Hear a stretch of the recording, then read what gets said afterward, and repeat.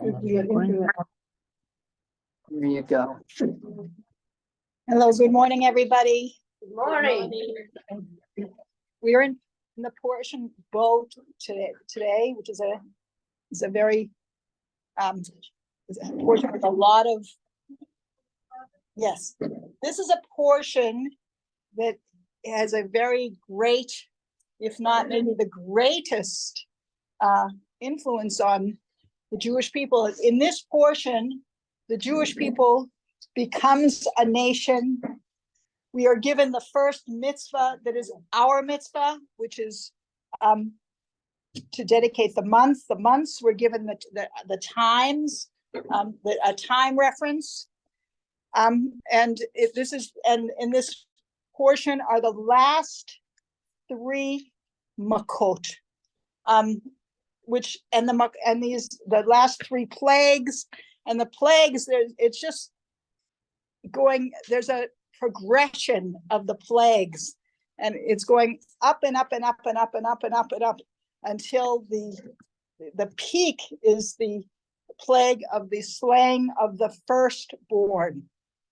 I want to the firstborn sons. So, and also of the animals. So I want to tell what I envision up till this point, which is that the Jews were enslaved, and a certain amount of time had to go by, and a certain amount of suffering had to pass before they would be redeemed. And I imagine, and the suffering, if there's more suffering in the time, it's like a water meter. We know our water meters. If you turn on the water a little bit, the water meter goes slowly. It goes around slowly. And if you turn the water meter on quickly, so the meter goes around and around quickly. And if you turn all the water around in the apartment, the meter is going like this. And this is what happened before the redemption in Egypt, that the water meter of their the suffering of the Jews, especially at the end, The suffering meter of the Jews at the end was when Paro said, you have too much time on your hands if you're thinking about going to worship in the desert. So you don't need to be provided with the straw for the bricks, and you have to produce the same amount of bricks. So this meter of suffering at that time is going like this. And it said in Abram was promised, it said 400 years your children will be in bondage, and really it was 210 years. And this is because of this suffering that was, the 400 years of suffering was within the 210 years. So that's where we are, and we're in the middle of the Egyptian. So Bechorot. This is the last plague, and Hashem, God says continually, I am hardening Paro's heart. In order that I can put my wonders and my miracles in Egypt, so that you will know, so that the Egyptians will know, and this last plague, where the Paros and all the very high people in Egypt, their firstborn sons were killed. The Shifcha, the lower levels, this is all of Egypt, the high and the low. There wasn't a middle class. The Bechor HaShifcha, and God says this, the Bechor HaShifcha, the firstborn sons of the slaves, the female slaves, the maidservants, they will be killed. And also Bechor Behema, the firstborn animals will be killed. So a question comes up, what are the animals responsible? Why are you killing the firstborn animals? And the answer is that these animals were the gods of Egypt, and killing them was akin to killing their gods. On the night of, we're talking about the night of Makat Bechorot, and it says in the Zohar, Valayla kayom ya'ir kachashecha ka'ora. This is from Tehillim, Kuf Lamed Tet Yud Bet, and night was like day, or night will be like day. It illuminated the dark as if it was light. And the Zohar says, Ze romez al Yitziat Mitzrayim. Shezeh romez al oto alayla she Yitziat Mitzrayim. This pasuk in Tehillim is talking about the night of the day that they went out of Egypt. Can you say it again? What was the most? The pasuk is Velayla kayom, and night as day. Ya'ir kachashecha ka'ora, will illuminate, the darkness will illuminate as if it is light. Yes. So the Jews there have been already 7 plagues, and there's also an Arba and Hoshech, and now we're in the last plague. Now, one thing I want to address is Paro, who Hashem says, I'm going to harden his heart. So again, it comes up the question, what is hardening? Paro says, is this fair to deal with a person in this way, to harden his heart and then punish him? And the answer is that the hardening of his heart was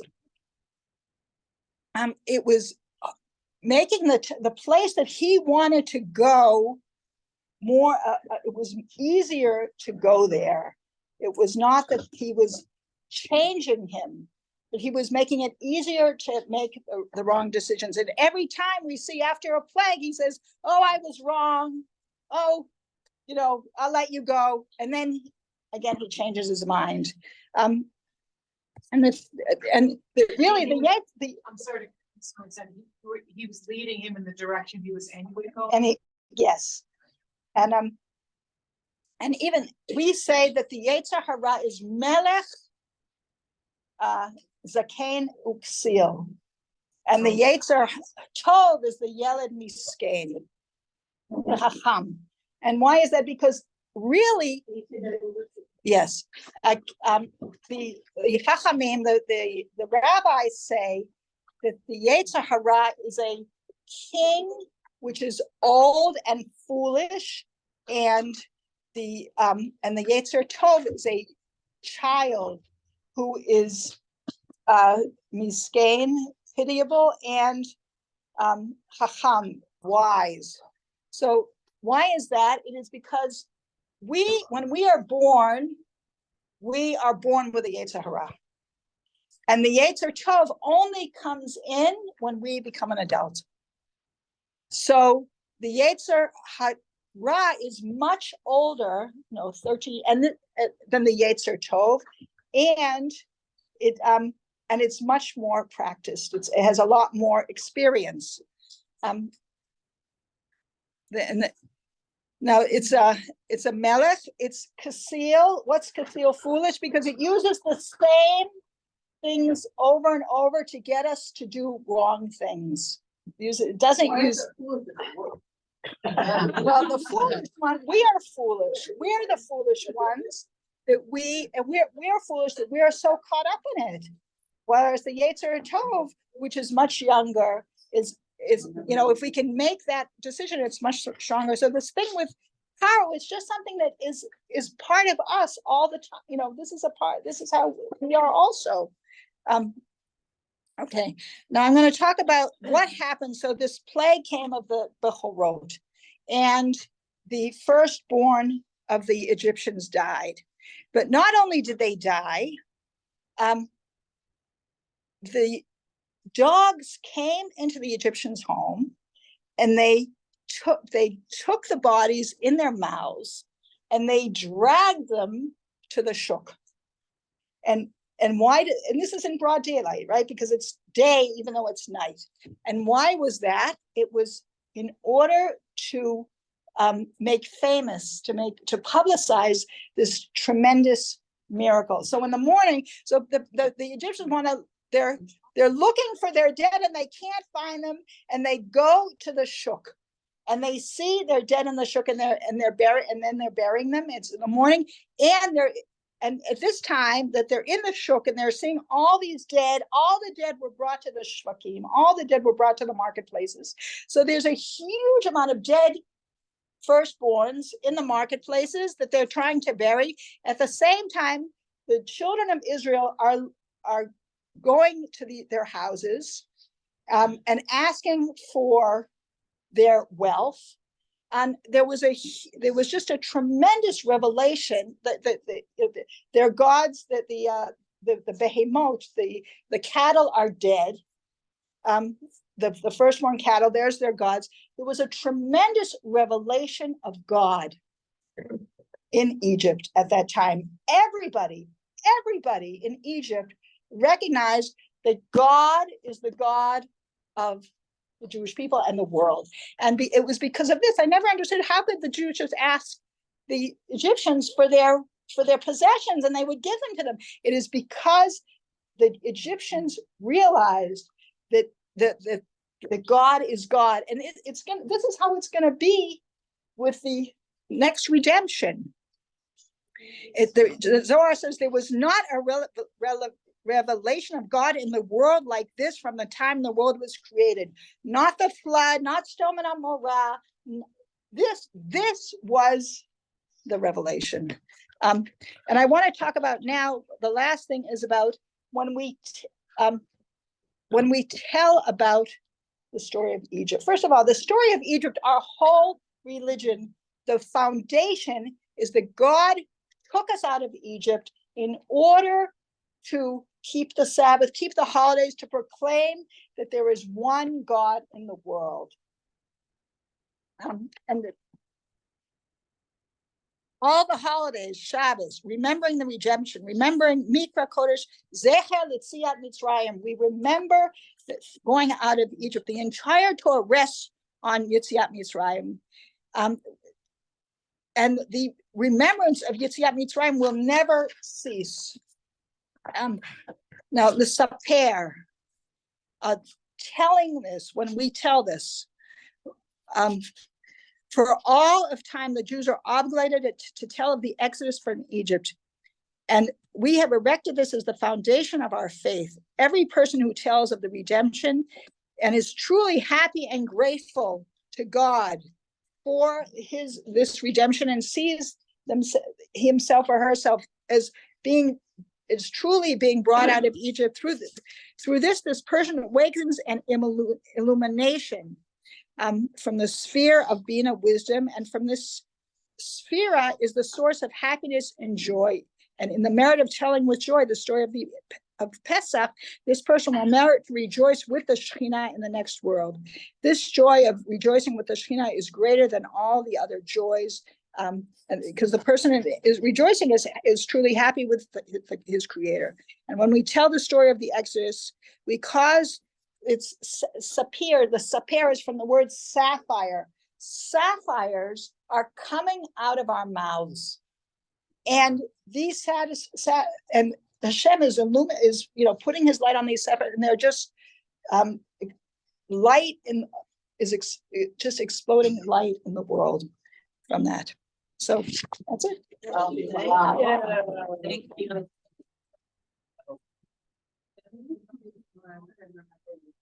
Thank you, Susan. Thank you. Okay, so tell me when it's like 7 up. Okay. Okay. I'm trying to get our classes started closer to 10 o'clock. Don't you think that's a good goal? Okay, very good. Okay, so and I think I'm the problem usually, so that's why. Okay. So, all right. So we've been talking about, the laws of Shabbos, and we've been working on the malacha of hotzah, carrying. Okay, and we've been talking about the different domains, the different reshuyot, And we spoke about we defined what a Reshus HaRabim is. It's a wide open space with lots of traffic, like a marketplace, like a street, like a highway. Okay, and we also began talking about the laws of being in a Reshus HaRabim. Most of the laws connected to carrying take place in Reshus HaRabim. And the basic idea of carrying is to lift up something from a particular place and then put it down someplace else. That is the definition of the Malacha D'Oraisa. Okay, but it also can happen. So usually you're talking about taking something from a private place to a public place, or the other way around. Getting your newspaper on Saturday morning from, you don't really do that, but But if we would live in a place which didn't have an Eruv, and we were interested in getting newspapers on Shabbos morning, which we wouldn't be, that would be the problem. So I just ask you questions. In that situation, theoretically, could you go outside, open up your newspaper, read it, and put it back in the box, and it would be okay? Because you're not putting it down? I think for other reasons you couldn't do it. For other reasons, right? Like it's nolad. It wasn't in your possession. It didn't exist. It wasn't, it's like you testing me here? No. I think you could. Right. No, I think you could. Not in the box. No, not in a box. From the ground, picking it up and then putting it back. Not in a box, because a box is something else. A box is another reshus. I think that this might be the correct answer. I'm not 100% sure. Okay, so all right. So and we said that there's also a meaning of carrying within. I'm doing a review, but maybe a little lengthy because it was kind of confusing. But okay, also carrying from a Reshus HaRabim within a Reshus HaRabim, and that is because and you would think, right? It doesn't seem to be going from one domain to the other, but every person has around them, about 6 feet around, and that is considered a domain. You have your personal space. If you take something and you put it someplace else, you put it down someplace else, you actually have moved it from one domain to another. Okay, then we talked about the rabbinic laws connected to Reshus HaRabim. Oh. It doesn't apply to Tzfat, does it? No, this right. This is all when you go to America or to a place. There are places in Israel that do not have an Eruv. This does not apply to and okay, exactly. What about if there's a certain things apply? Like for example, I need to give a present to my friend. Right. So you can. But that's not an Indian of carry. That's an Indian of not giving a matana, because again you have this idea of no lot. It's not because of carry. that's why. Because you're not supposed to give a present to somebody on Shabbos. There's no lot. It's you don't give. You can. Right. Exactly. I was going to say that if it's something that's useful for the. Yeah. If you give the lemon, you have to cut it on Shabbat. If something is being used at the meal or on Shabbat, you can give it. Something like like a Havdalah candle. No, you can't bring a Havdalah candle to you can't bring a beautiful new set of gloves. You can't bring. But Judy, I think I asked about this question, except if you tell people before that's already given, they become that you've already given it to them. Okay. Become like this. So okay. Like loophole. Okay. I'm just gonna ask my Robin reasons. Yeah. So someone had the rescue remedy she was giving away. Right. I wanted it. I was going to cross the street to eat from her. I said, can I come and get it? After I kennels, I'm gonna go over there to eat and I pick it up along the way. Right. I'm giving it to you. That's my Rob. And this rescue remedy wasn't like when I'm sick or anything, just anxiety from airplanes and stuff. Jets.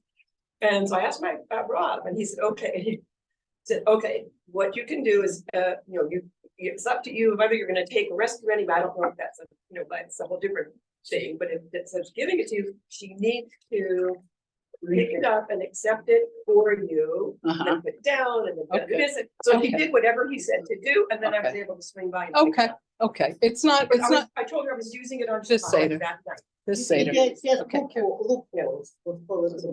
I don't like to call it loophole, because loophole sounds like it's like a slimy thing you're trying to get. It's an acceptable halachic solution to a question. That's what it is. Okay, so just again, the rabbinic laws, so normally you would be able to do these things, but because they appear to be carrying, and carrying is one of those things that by nature, it's very public and it's very confusing. But for example, so you can take something from a reshus hayachid, a private home, walk through a public space, go into another private home and put it down there. That would be permissible according to D'Oraisa, but the rabbis, because to avoid any kind of confusion, said, no, you cannot do that. Carrying something from a private home through a public space into another private home. You're not allowed to do that, even though D'Oraisa, you would be able to do that, but rabbinically, you cannot do that. Okay, I just want to get to some new materials.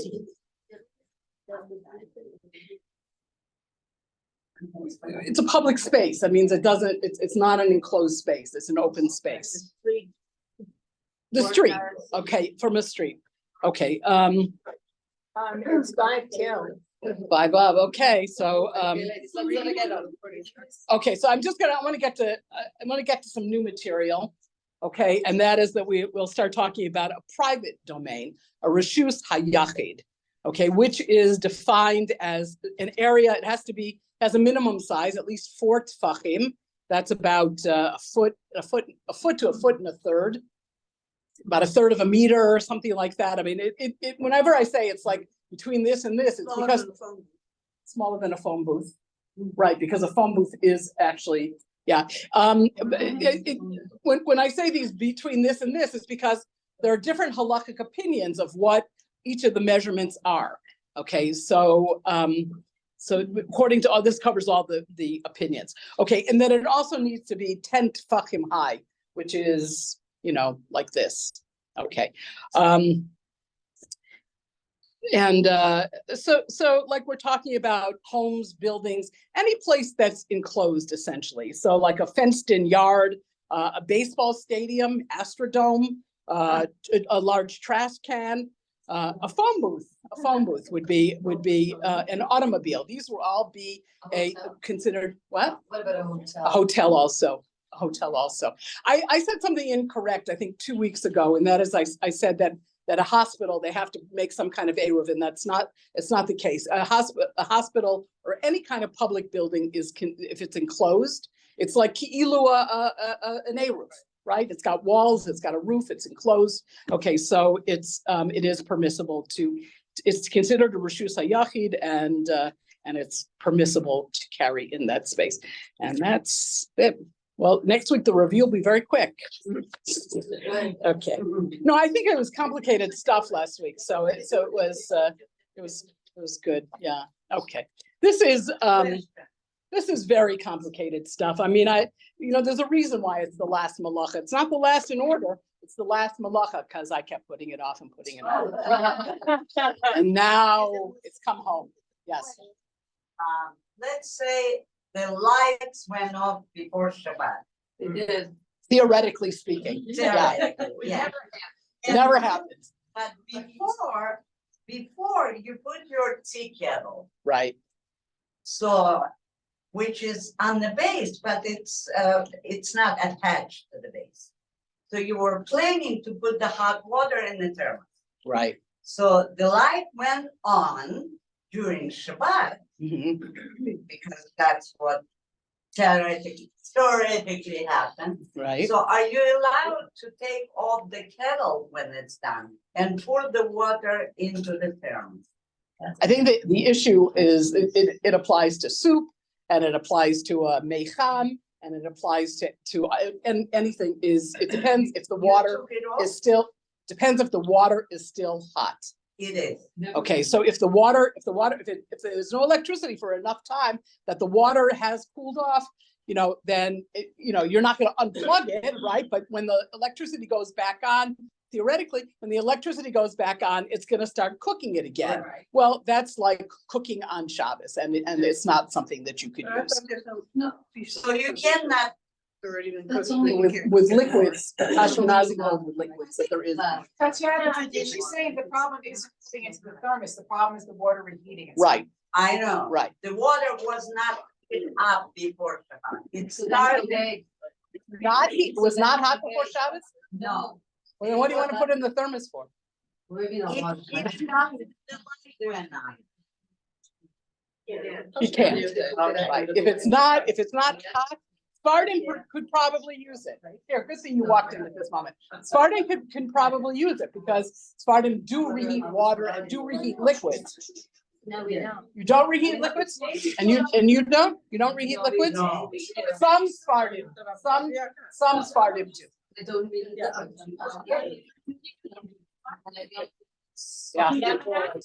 Yes. Yes.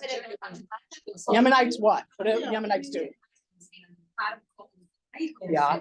Friday nights, go back in my refrigerator. Yeah. Take it out Shabbos morning and then put it on my left. Wow. Okay, now there's another reason to want to be Taimani, right? There's another reason.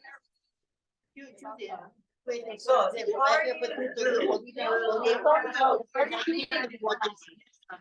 Judy, Judy, Yeah, you said it's not. I mean, there's other complicated questions. Okay, we'll talk about it afterwards, okay? Because I wanna get everybody to classes, okay? Okay, so just a few announcements. I know everybody's talking about the halacha right now, aren't you? It's on your lips, the halacha, and like what to do. Okay, that's really very beautiful. All right, so first of all, thank you. The breakfast this morning, we have two sponsors. One is Elisheva. It's on of her birthday. Elisheva actually has 4 birthdays and she celebrates them all. Okay, and also the second one it's anonymous. It's in honor of her father's 9th yortzeit.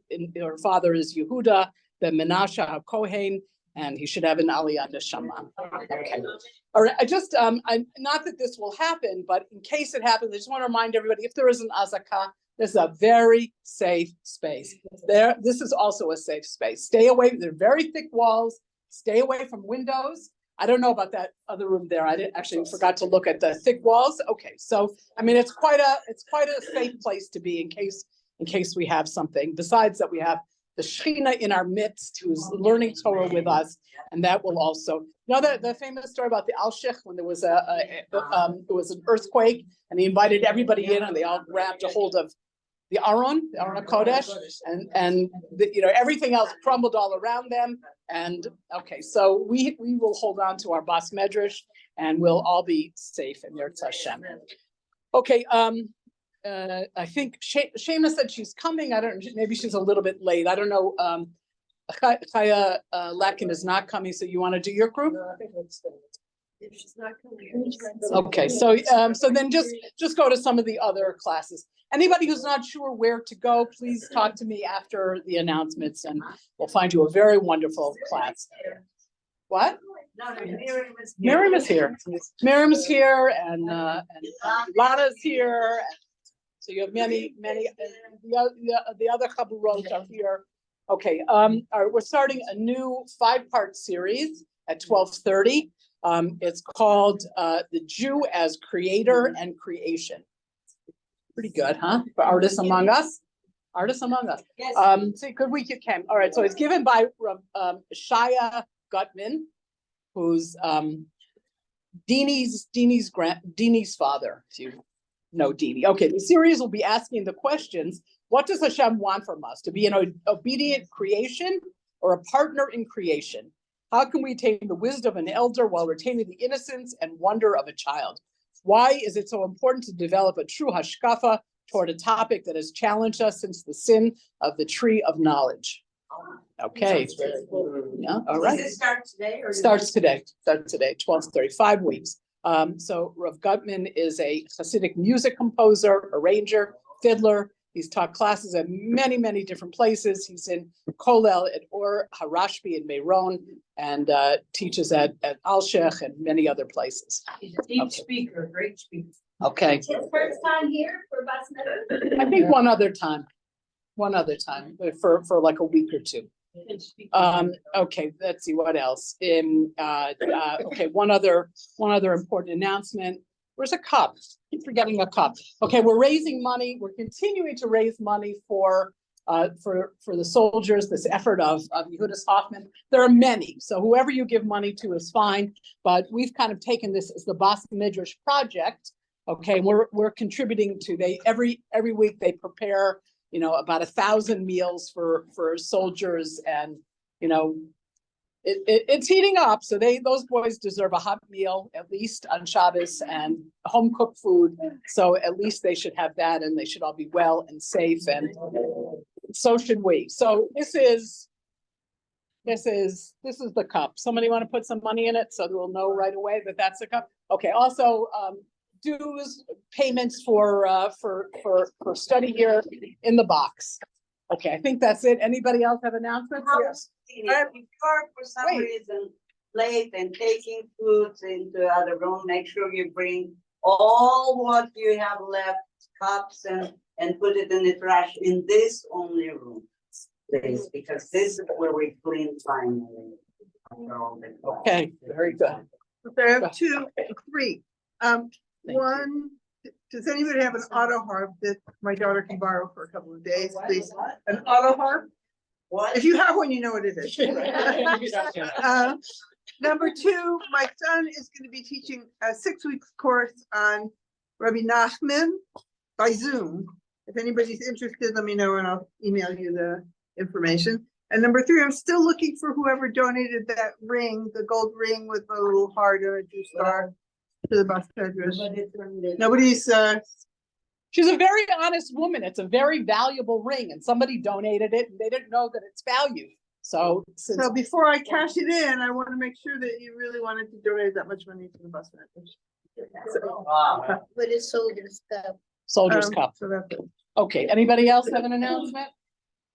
No, okay, let's go learn some Judy. Torah. Chumash. Okay, I hope everybody knows what, thank you very much. This is for the Judy. soldiers. Period, for the soldiers. Okay, I hope everybody knows where they go, because I don't remember.